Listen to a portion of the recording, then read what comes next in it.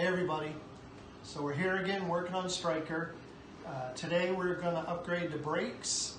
As you know, we got the new motor put in not too long ago, and as funny as it sounds, there is so much horsepower that when we pull up to the lights, the motor is pushing the car through the intersection. So we have to do a brake upgrade. We're going to slotted and drilled rotors. A little bit of an upgrade, better brake pads, keeping my Brembo calipers I just like them, plus they're already painted, so I want to keep those. So we're just doing the rotors and the pads today. I ordered these off of Amazon. I'm going to get to find out exactly where they came from.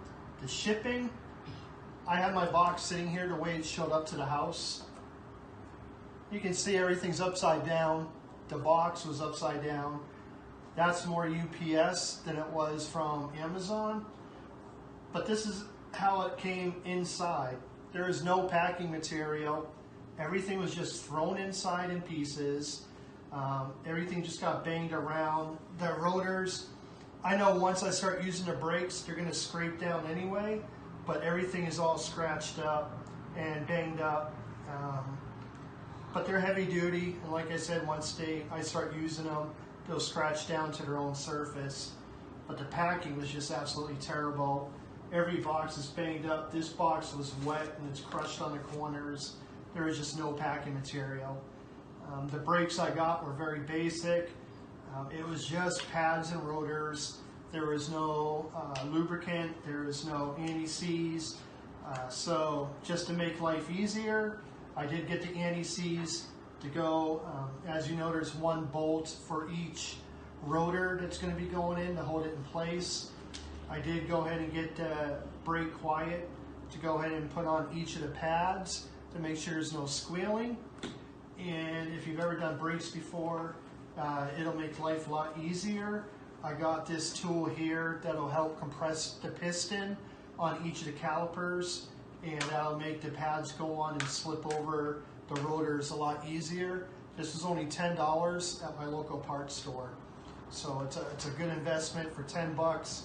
It'll save me a huge headache. It'll keep me from banging things with a hammer. It'll make life a lot easier. Helping me today is my daughter Leilani, 7 years old, wants to be a mechanic. She's hiding behind the camera. So you want to hit the little button and show everybody what you look like? I'll show you all what she looks like in a little bit. But my daughter's helping me today. I'm sure they already know. We're going to get started, and I'll show you some pictures as we go and some video as we go. Thanks for watching.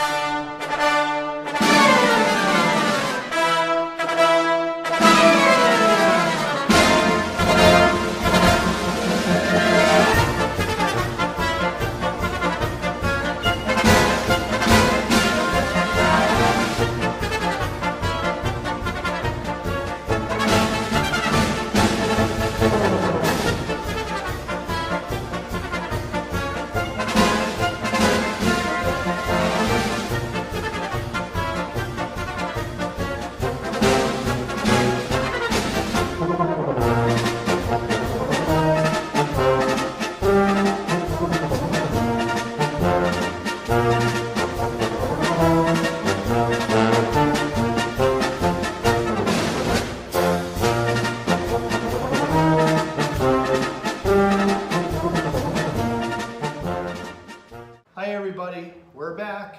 It's Leilani and me. We are done putting on the brakes. We're kind of doing an after review. There's a couple things we learned, a couple of things that we went through that I just want to review with you guys real quick. All right, so I'm going to show you what we did use, didn't use, and just review a couple things I may have told you wrong. All right, this is the original brake rotor. All right, you see there's paint on there. All right, that's intentional. My calipers were already painted. What I did was, I was in an accident not too long ago. They got scratched up, so we decided to go ahead and just put a fresh coat of paint on there real quick. decided to do it, make it easier. I did it with the old rotors on there, the old brake pads on there. Just made everything easier. I didn't have to tape off as much. So we went ahead and spray painted. Come back over, Lay. For that, we used the VHT caliper paint. It's good up to 900 degrees Fahrenheit. I've used this paint for almost everything when I use spray paint on my car. It's a great product. It sticks well, looks well. The only time I've ever had issues with this paint is when I try to use the clear coat. It claims it's good up to 1200 to 1500 degrees, but I always get a chemical reaction when I use the clear coats over this. I always get really bad cracking, and it just doesn't work well for some reason. But the paint alone, with your color, it always comes out really nice. I like this product by itself. I need help. My shoe's stuck. Lay. Pull your foot out. Lay's having issues with the tire. Alright, so here's the new rotors. We went with the drilled, slotted, and these are great brakes. What I didn't mention earlier is to make sure that you do put them on the right direction. We were in a rush to get the brakes on, and I realized that I put them on the wrong side. You see how these are kind of pointed backwards, and the idea is that when it turns, that, you know, just use some common sense when you're looking at it, that these are venting back, and what they're doing is they're letting the hot air out, and they're also discarding any brake dust or any debris that might be in the brakes. And the vents that you see in the middle here, that they're also doing the same. They're allowing the heat to dissipate, so you want to make sure of that. There's also a difference in size between the front rotors and the back rotors. There's a difference in the back, so you want to make sure you check that as well. You basically, every single wheel has a different rotor, so check that when you're doing this, okay? And then of course you have your front brake pads, rear brake pads.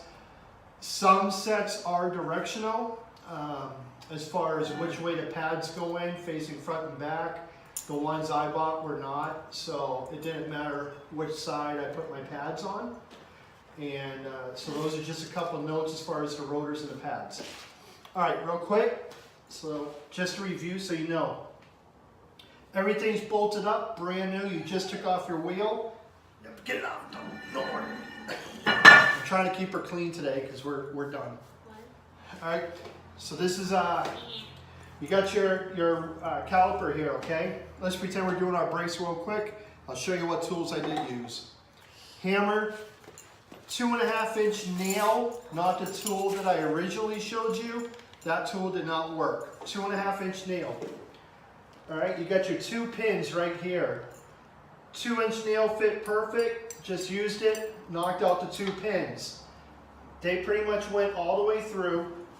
Once they did, there's a spring. They call it a spring, but it's just a piece of metal that's between the 2 pads that holds them in place. All right. If you push the pad in, or the spring in, you can pretty much get these pins out by hand. If not, use some pliers. I used device grips. Just grab it and pull those out. Quick and easy. All right. Once those are out, then you can take off your caliper. Not yet, babes. All right. To use the caliper, I had a torque wrench. There's 2 bolts, one here, one down here. 18mm socket.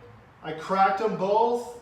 Once I cracked them loose, I went ahead to a smaller ratchet just to make it quick and easy.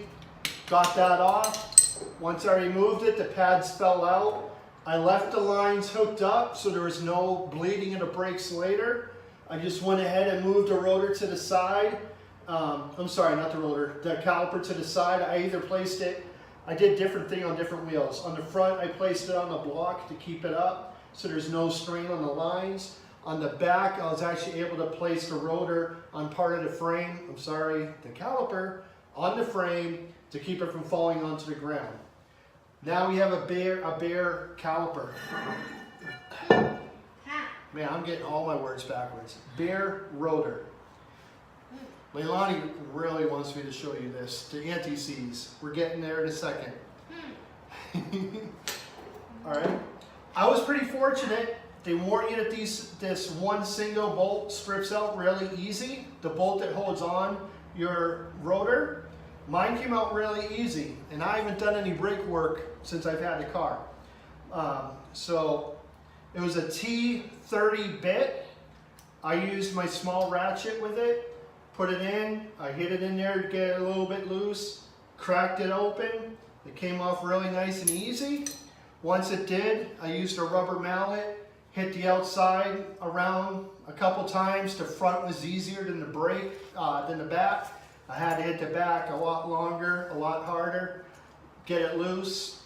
Once I did, pulled it right off, nice and easy. And The hammer broke? It did break. It cracked on this side. Once I did that, I went ahead and used brake clean. I sprayed everything down. I checked for any rust, anything that was wrong. My brakes and everything that was back here was in really good shape. I was happy. All right, we did that. Got my new rotors out. Went ahead, put them on, lined up to one single hole. I got my $1.50 package of antifreeze. I placed anti-seize, placed it on my little bolt, put it in there. I tightened it pretty much hand tight. You really don't need to go any tighter than that, and there's no specifications anywhere as far as torquing it down. So I just went hand tight, made sure it was nice. I went a couple times to make sure it was on there all the way around. Did that, went ahead, put the caliper back on, started the two bolts by hand, almost got them the entire way on by hand. Got my torque wrench out. What I found for torque setting was 30 pounds at 90 degrees. I always ask people not to listen to me when I give torque settings, because I don't want to be responsible if something happens to you on the road.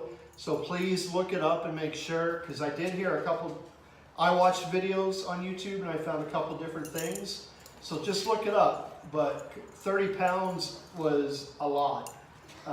But none of the bolts broke. So 2, 4, 6, 8 bolts, none of them broke.